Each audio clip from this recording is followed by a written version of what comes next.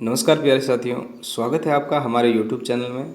आज हम रीट जो 2015-16 में पेपर हुआ था, उसमें जो एसएसटी के 60 प्रश्न आए थे, उन 60 प्रश्नों को आज आपके सामने लेकर के उपस्थित हैं।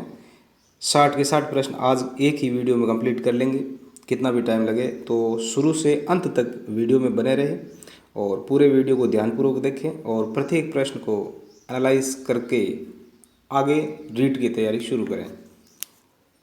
चलिए शुरू करते हैं आज का वीडियो। शुरू करने से पहले अगर आप हमारे चैनल पर पहली बार पधारे हैं तो प्लीज़ हमारे चैनल को सब्सक्राइब कीजिए। सब्सक्राइब करने के बाद में पास में बनी बेल आइकन ज़रूर प्रेस करें। प्रत्येक आने वाले वीडियो को अधिक से अधिक शेयर करें और लाइक करें। तो आज के वीडियो का पहला प्रश्न है, कंबुज स्थित अंगकोर वाट का विष्णु मंदिर किसने बनवाया था? कंबुज स्थित अंगकोर वाट का विष्णु मंदिर किसने बनवाया था? तो इस प्रश्न का सही उत्तर होगा सूर्यवर्मा सेकंड ने बनाया था। सूर्यवर्मा सेकंड ने बनाया था। सम्राट अशोक के किस वृहद शिलालेख में पड़ोसी देशों का वर्णन है? अशोक के किस वृहद शिलालेख में पड़ोसी जो देश है उनका वर्णन है? तो इस प्रश्न का सही उत्तर होगा विकल्प नंबर 4। 13वें शिलालेख में ये बात है वो अशोक के दी हुई है। जबकि इनमें अगर 5वें शिलालेख की बात करें तो 5वें शिलालेख में धम्म महामात्रों की नियुक्ति की गई है। धम्म महामात्रों की नियुक्ति की गई है। और पहला जो शिलालेख है उसमें गोवध हत्या का निषेध किया गया है, यानी गोवध की हत्या बंद की गई है इस पहले शिलालेख में। और 8वें शिलालेख की अगर बात करें तो इसमें आखेटन अर्थात शिकार पर प्रतिबंध लगाया है। शिकार पर पूर्णतः प्रतिबंध लगाया है 8वें शिलालेख में। अगला प्रश्न है, रविंद्रनाथ टैगोर के किस उपन्यास का प्रमुख पात्र निखिल है जो देशभक्ति से बढ़कर मानवता में विश्वास रखता है? तो इस प्रश्न का सही उत्तर होगा घर बाहिरे। घर बाहिरे। अगला प्रश्न है, हिंदुस्तान गदर पार्टी की स्थापना किस वर्ष हुई थी? हिंदुस्तान गदर पार्टी की स्थापना किस वर्ष हुई थी? तो इस प्रश्न का सही उत्तर है विकल्प नंबर 3। 1913 में लाला हरदयाल ने हिंदुस्तान गदर पार्टी की स्थापना की थी। लाला हरदयाल ने। दिरहम क्या है? दिरहम है वो मतलब कौन सा सिक्का है? तो इसमें बोर्ड ने इसको तांबे का सिक्का भी माना है और चांदी का सिक्का भी माना है।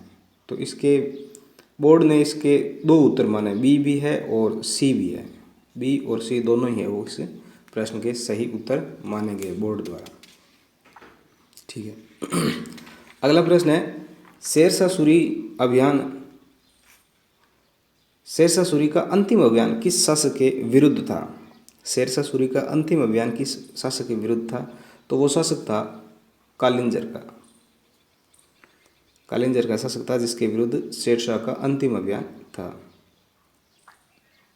अगला प्रश्न है, राजा राममोहन राय के प्रयासों से बंगाल में सती प्रथा को किस अधिनियम के अंतर्गत निषेध घोषित किया गया? तो इस प्रश्न का सही उत्तर होगा विकल्प नंबर 1। इस प्रश्न का सही उत्तर होगा विकल्प नंबर 1। ठीक है। अगला प्रश्न है, भारतीय संविधान की प्रस्तावना में संशोधन किस वर्ष में हुआ था? भारतीय संविधान की प्रस्तावना में संशोधन किस वर्ष हुआ था? तो ये संशोधन जो प्रस्तावना में पहली बार संशोधन हुआ था 1976 में, जो 42वां संविधान संशोधन हुआ था, उसी समय भारत में जो प्रस्तावना थी भारतीय संविधान की, उस प्रस्तावना में पहली बार वो संशोधन हुआ था। वह संवैधानिक संशोधन जो शिक्षा के अधिकार से संबंधित है।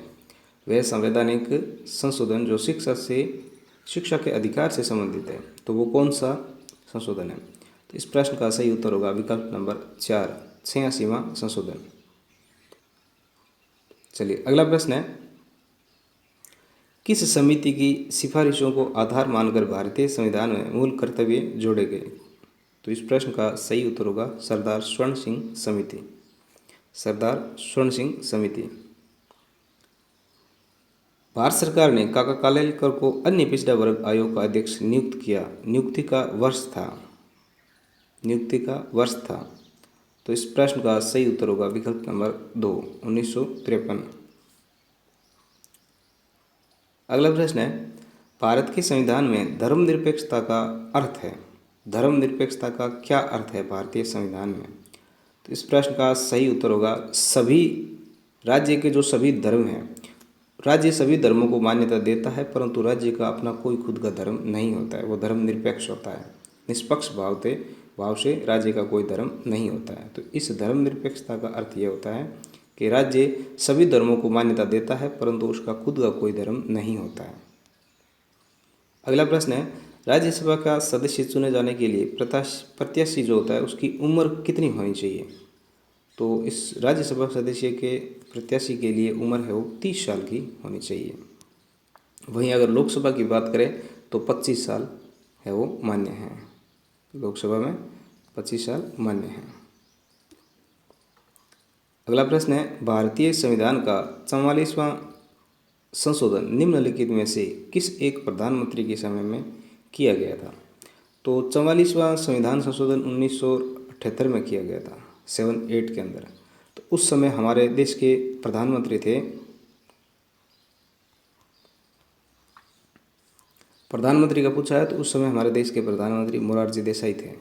मोरारजी देसाई थे। इस प्रश्न का सही उत्तर होगा विकल्प नंबर 4। अगला प्रश्न है, सर्वोच्च न्यायालय का वह कौन सा न्यायाधीश था जिसके खिलाफ महाभियोग प्रक्रिया आरंभ की गई लेकिन महाभियोग पास नहीं हो सका?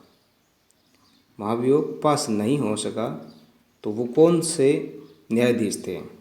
तो इस प्रश्न का सही उत्तर होगा विकल्प number 2, V Ramaswamy. V Ramaswamy. अगला प्रश्न है, भारतीय संविधान की 12वीं अनुसूची किस से संबंधित है? 12वीं अनुसूची भारतीय संविधान में किस से संबंधित है? तो इस प्रश्न का सही उत्तर होगा विकल्प नंबर 2, नगर पालिकाओं से संबंधित। और अगर 11वीं अनुसूची की बात करें तो वो पंचायती राज से संबंधित है।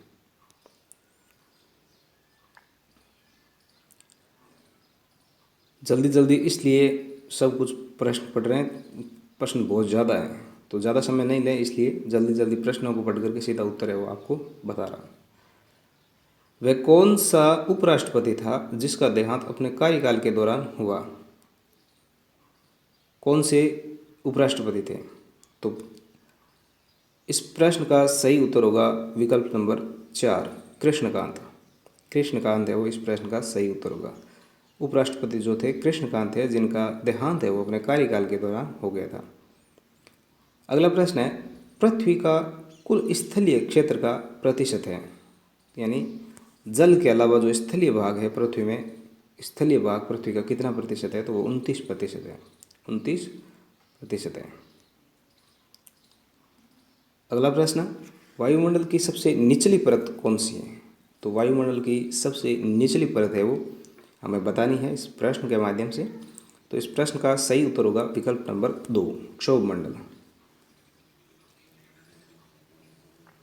अगला प्रश्न है, सभी बहिर्जनित भू आकृतिक प्रक्रियाओं के लिए एक सामान्य शब्दावली प्रयुक्त की जाती है, वह है? सभी बहिर्जनित भू आकृतिक प्रक्रियाओं के लिए एक सामान्य शब्दावली प्रयुक्त की जाती है, वह है? तो इस प्रश्न का सही उत्तर होगा विकल्प नंबर 4, अनाच्छादन। अनाच्छादन। जैव मंडल में जीव तथा पर्यावरण के मध्य रासायनिक तत्वों के चक्रीय प्रवाह को जाना जाता है। जैव मंडल में जीव तथा पर्यावरण के मध्य रासायनिक जो तत्वों के चक्रीय प्रवाह होता है उसको किस नाम से जाना जाता है? तो इस प्रश्न का सही उत्तर होगा विकल्प नंबर 2, जैव भू रासायनिक चक्र। चलिए अगला प्रश्न है, निम्नलिखित में से कौन सी एक कायांतरित शेल नहीं है? कायांतरित शेल नहीं है। तो इस प्रश्न का सही उत्तर होगा चूना पत्थर। चूना पत्थर। हड़प्पा संस्कृति अर्थात सिंधु घाटी सभ्यता के अभिलेख मुख्यतः किस वस्तु पर मिले हैं? यानी कौन सी वो वस्तु थी जिस पर इनके अभिलेख है वो खुदे मिले हैं? तो इस प्रश्न का सही उत्तर होगा विकल्प नंबर 2, मुहरों पर मिले हैं। मुहरों पर। अगला प्रश्न है, उत्तर वैदिक काल में आर्य संस्कृति का केंद्रीय स्थल था। ये उत्तर वैदिक काल की बात कर रहे हैं। तो उत्तर वैदिक काल के आर्य संस्कृति की बात करें तो वो गंगा यमुना दोआ बन जाता है, जबकि अगर पूर्व वैदिक काल की बात करें तो वो सप्त सिंधु प्रदेश था उनका शुरुआत में। ठीक है, तो इस प्रश्न का सही उत्तर होगा विकल्प नंबर 2, गंगा यमुना दोआ। भारत के प्राचीन नगरों का पतन, भारत के प्राचीन नगरों का पतन नामक प्रसिद्ध पुस्तक के लेखक कौन है? तो इस पुस्तक के लेखक का नाम बताना हमें। तो इस प्रश्न का सही उत्तर होगा रामशरण शर्मा, रामशरण शर्मा।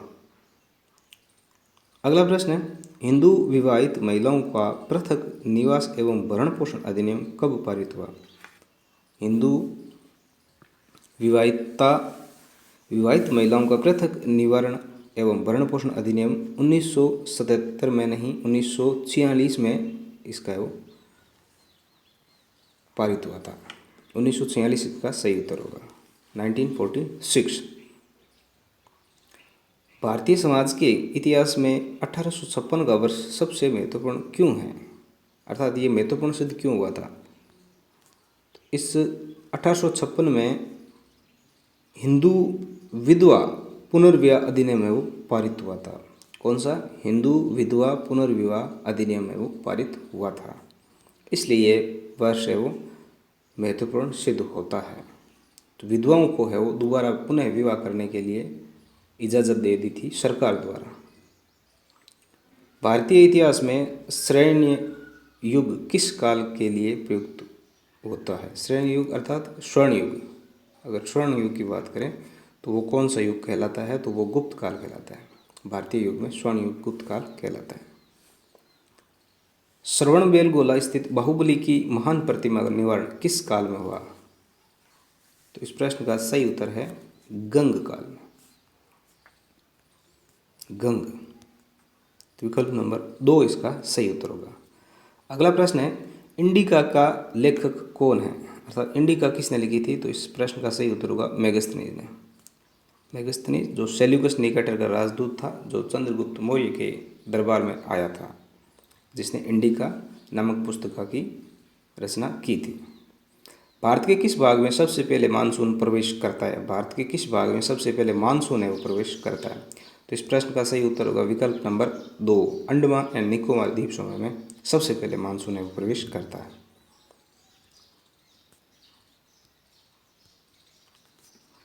अगला प्रश्न है, भारत के किस प्रदेश में उष्णकटिबंधीय वर्षावन मिलते हैं? यानी उष्णकटिबंधीय वर्षावन किस प्रदेश में मिलते हैं? तो इस प्रश्न का सही उत्तर होगा उत्तर पूर्वी भारत, यानी उत्तर पूर्वी जो भारत है वहाँ पे पश्चिम बंगाल है, असम है, इन सारे प्रदेशों के अंदर उष्णकटिबंधीय वर्षावन है वो अधिक पाए जाते हैं। भारत में निम्नलिखित में से कौन सा एक लौह इस्पात उद्योग का केंद्र नहीं है? लौह इस्पात उद्योग का केंद्र नहीं है इनमें से। तो सेलम है, दुर्गापुर है और डोलुई है। बेंगलोर है वो इसका उत्तर होगा सही। तो बेंगलोर है लौह इस्पात उद्योग का केंद्र नहीं है। अगला प्रश्न है, 2011 में अधिकतम और न्यूनतम जनसंख्या घनत्व वाले भारत के राज्य हैं? 2011 में अधिकतम और न्यूनतम जनसंख्या घनत्व वाले भारत के कौन से राज्य हैं? तो इस प्रश्न को बोर्ड ने बोनस के द्वारा निर्धारित किया है, क्योंकि इसमें बिहार भी कंफ्यूज कर रहा है और पश्चिम बंगाल भी है।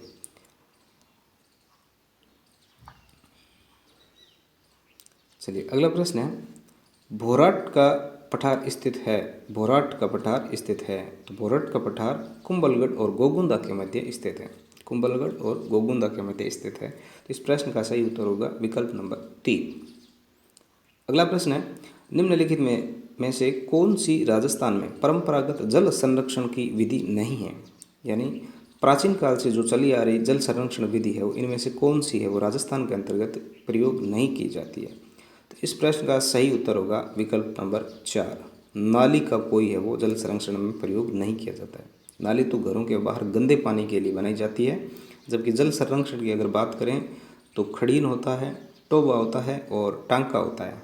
इनके माध्यम से प्राचीन काल में परंपरागत रूप से जल संरक्षण की विधि है वो अपनाई जाती है। पहले के समय में जल संरक्षण किया जाता है, आज के समय में भी ये है वो लगातार चल रही है।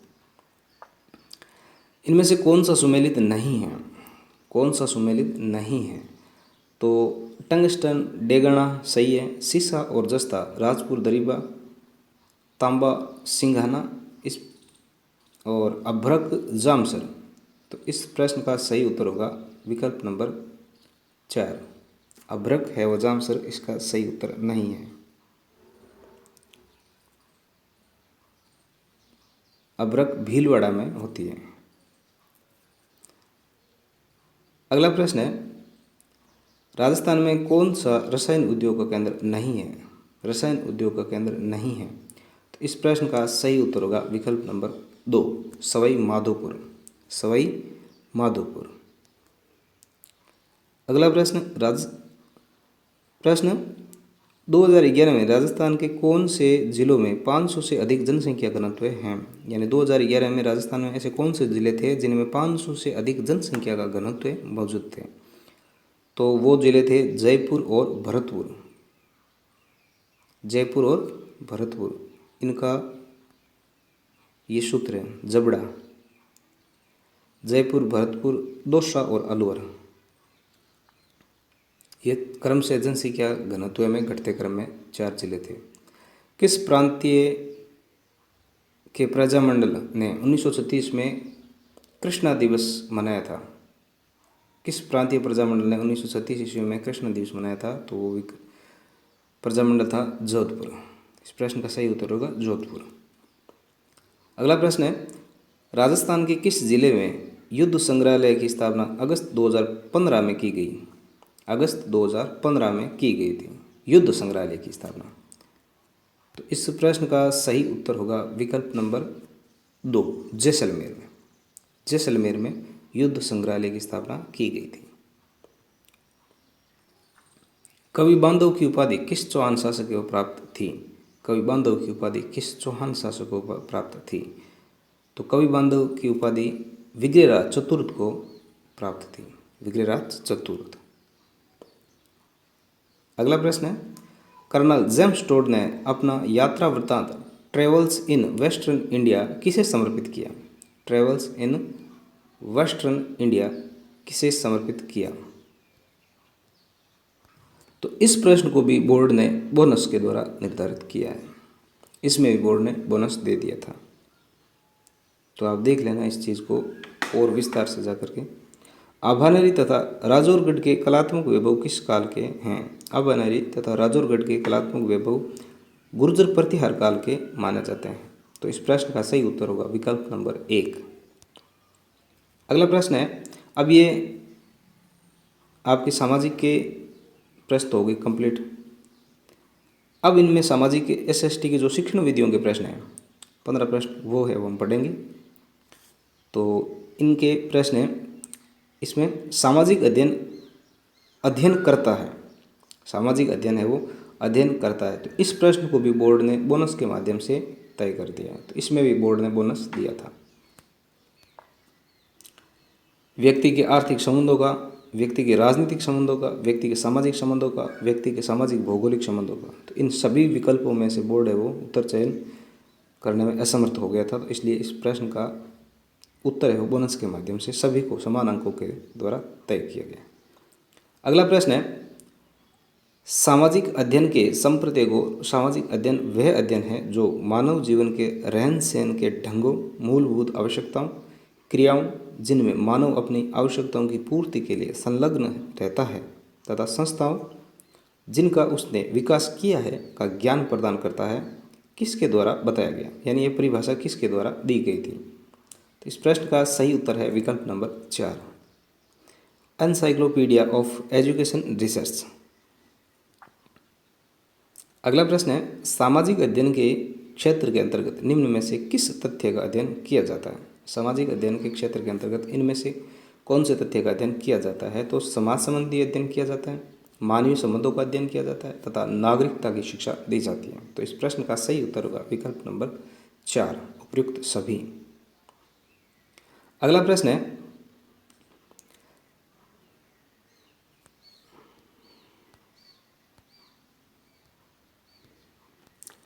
अगला प्रश्न, सामाजिक अध्ययन के अध्यापक से ज्ञान देते समय निम्न में से किन किन तथ्यों की अपेक्षा रखना स्वाभाविक है? यानी सामाजिक अध्ययन का जो अध्यापक होता है वो अगर ज्ञान देता है उस समय उनसे किन किन तथ्यों की अपेक्षा रखना स्वाभाविक है। तो वो क्या क्या अपेक्षा रखता है? विशिष्ट बातों तथा वस्तु के संबंध में स्पष्ट विचार, सामान्य पदों तथा गुणों की अवधारणा, तथ्य, नियम, परिभाषा, विद्या और प्रविधि की स्थापना। तो इस प्रश्न का सही उत्तर होगा विकल्प नंबर 4। उपयुक्त सभी है वो। इन सभी चीज़ों की एक सामाजिक अध्ययन के अध्यापक से अपेक्षा रखना स्वाभाविक है।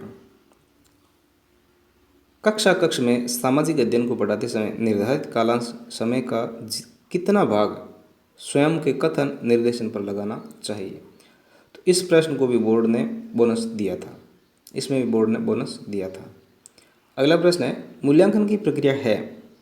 मूल्यांकन की प्रक्रिया कैसी है? उद्देश्यों की उपलब्धि के विस्तार का निर्धारण, परिणामों की गुणवत्ता व मूल्यों का निश्चय करना, अनुदेशन के परिणामों की तुलना करना। तो इस प्रश्न का सही उत्तर होगा विकल्प नंबर 4, उपयुक्त सभी। अगला प्रश्न, सामाजिक अध्ययन शिक्षण में शिक्षण अधिगम सामग्री का प्रयोग होता है। शिक्षण अधिगम सामग्री का प्रयोग किस तरीके से होता है? तो इस प्रश्न का सही उत्तर होगा विकल्प नंबर 3, उपयुक्त दोनों कथन है। पाठ को लंबा करता है और छात्र इनसे ऊबने लग जाते हैं, थोड़ी सी ये चीज़ होती है। अगला प्रश्न है, प्रोजेक्ट विधि को सर्वप्रथम किस वैज्ञानिक ने शिक्षा प्रणाली का व्यवहारिक रूप दिया था? शिक्षा प्रणाली में व्यवहारिक रूप किसने दिया था प्रोजेक्ट विधि का? तो इस प्रश्न का सही उत्तर होगा किलपैट्रिक, डॉक्टर WH किलपैट्रिक। अगला प्रश्न है, मिलान करने में। तो मिलान करने में इसमें इस प्रश्न का सही उत्तर है विकल्प नंबर 3, ए का 1। BS ब्लूम ने मूल्यांकन उप आयाम दिया था और हर्बर्ट ने स्मृति स्तर दिया था, मॉरिसन ने बोध स्तर पर बात की थी और हंट ने चिंतन स्तर की बात की थी। तो इस प्रश्न का सही उत्तर होगा विकल्प नंबर 3। मूल्यांकन आयाम के निम्न 3 सोपान होते हैं। तो ये जो 3 सोपान थे ये किसने दिए थे? तो इस प्रश्न का सही उत्तर होगा, मूल्यांकन में 3 सोपान की अगर बात करें तो BS ब्लूम की बात आएगी और मूल्यांकन में पंचपदी की अगर बात करें तो वो हर्बर्ट थे। कौन सा अजैव संसाधन नहीं है? कौन सा अजैव संसाधन नहीं है? तो इस प्रश्न का सही उत्तर होगा विकल्प नंबर 3, विकल्प नंबर 3। पौधे हैं वो अजैव संसाधन नहीं है। अगला प्रश्न है, कौन सा कथन सही नहीं है? कौन सा कथन सही नहीं है? तो इस प्रश्न का सही उत्तर होगा विकल्प नंबर 3। नहीं, इस प्रश्न का उत्तर होगा विकल्प नंबर 2। विकल्प नंबर 2 है इस प्रश्न का उत्तर होगा। कौन सा कथन सही नहीं बताना है? सही नहीं बताना। मृदा निवारण के मुख्य कारण जनकशैल का स्वरूप और जलवायु कारक है। उच्च वस्तुंगता और ढाल मृदा के संचय को निर्धारित करती है। खनिज एवं जैविक पदार्थों का सही मिश्रण मृदा को उपजाऊ बनाता है। ये तो है सही। और ये जो विकल्प नंबर 2 है वो इसका सही उत्तर नहीं है। ह्यूमस मृदा की सबसे गहराई वाले भाग में पाई जाती है। तो ये प्रश्न, ये लाइन है वो इसकी सही नहीं है। गहराई वाले, ज़्यादा गहराई वाले भाग में नहीं, ऊपर ही पाई जाती है। निम्नलिखित में से विश्व का कौन सा देश अग्रणी तांबा उत्पादक है? तो तांबा उत्पादक में अग्रणी देश का नाम हमें बताना है, तो वो होगा चिली। इसका प्रश्न का सही उत्तर होगा चिली। कौन सा परंपरागत ऊर्जा का स्रोत नहीं है? परंपरागत, जो प्राचीन काल से, पुराने समय से जो चली आ रही ऊर्जा के स्रोतों में से नहीं है। तो इस प्रश्न का सही उत्तर होगा भूतापीय ऊर्जा, जो ये गैर परंपरागत ऊर्जा के स्रोतों में सम्मिलित है। अगला प्रश्न है, कौन सा सुमेलित नहीं है? तो इसमें मिल्पा मेक्सिको सही है, झुमिंग उत्तर पूर्वी भारत में सही है, रोका ब्राज़ील में होता है और लदांग है वो, ये श्रीलंका का उत्तर नहीं है। लदांग, इसका प्रश्न का सही उत्तर होगा विकल्प नंबर 4। अगला और अंतिम प्रश्न है, प्रायद्वीपीय भारत का सर्वोच्च शिखर कौन सा है? प्रायद्वीपीय भारत का सर्वोच्च शिखर है वो कौन सा है? तो इस प्रश्न का सही उत्तर होगा विकल्प नंबर 2, अनाईमुडी। अनाईमुडी।